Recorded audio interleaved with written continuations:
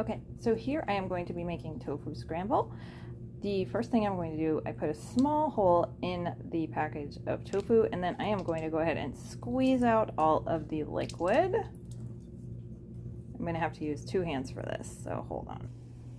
Okay, so after I have squeezed out the liquid, I'm just going to cube the tofu like so, long ways, and then crisscross into, I don't know, about 1/2-inch sections. Okay, if I had a non-stick pan large enough and deep enough to work here, I would probably use that, but since I don't, I went ahead and added a little olive oil to the bottom of my pan, and I am going to be using 3 packages of tofu because I wanted to have some leftovers, and I am feeding multiple people here. So this is going to, like I said, be 3 packages of tofu.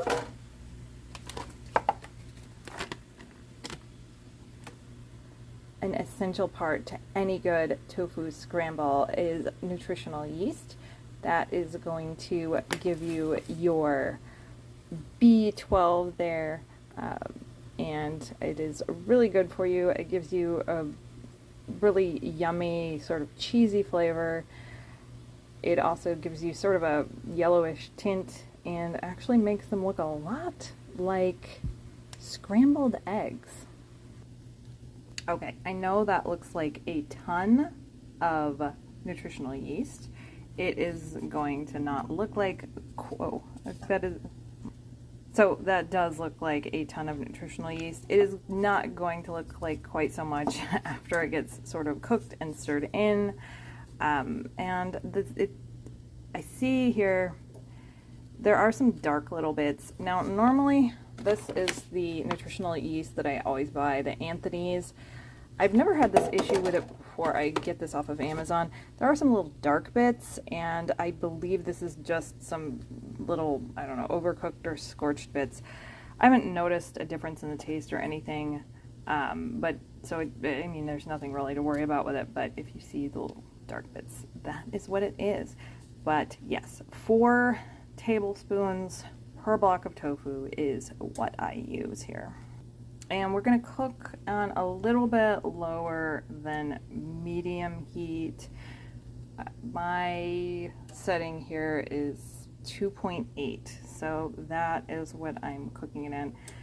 So we're going to just make sure we have just a little bit of olive oil on the bottom so it doesn't scorch, and the tofu still has a wee bit of moisture in it. Of course, it's not going to be dry. We drained off and squeezed a bit when it was in the container to get a good bit of the water off, basically as much water as we could sort of squeeze off without squeezing the tofu itself out. I just put a little sort of inch-long slit in there, and that will, having a bit of moisture in there, will still keep it, help keep it from sticking to the pan so much, and it will also help absorb that dry nutritional yeast.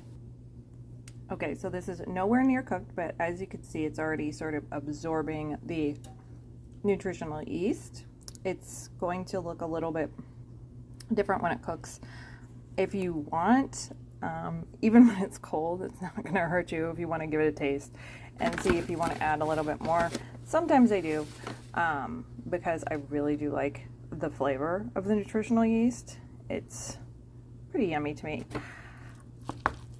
I also like to add sometimes a little garlic powder.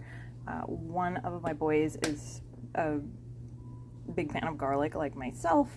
One is not, so sometimes I do add it if it's just, if I'm just eating with the one who likes garlic, but usually if it's the 3 of us eating, I will hold off. You can also throw a little salt, pepper, whatever you sort of like in there.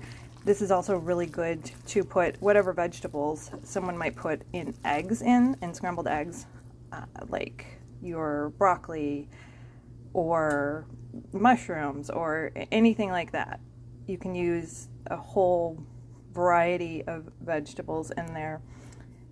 Of course, you would want to sort of pre-cook them, and then put them in there. If you have something like canned mushrooms, you could throw them in at this stage and then sort of stir them in there. This is really good with salsa. Love putting salsa or Cholula on it. This makes really, really, really good breakfast burritos. Absolutely love that. You can put some of your vegan cheese on there. That's delicious. So you hear it sizzling, it's cooking. So you're just gonna kind of cook it until it's heated up.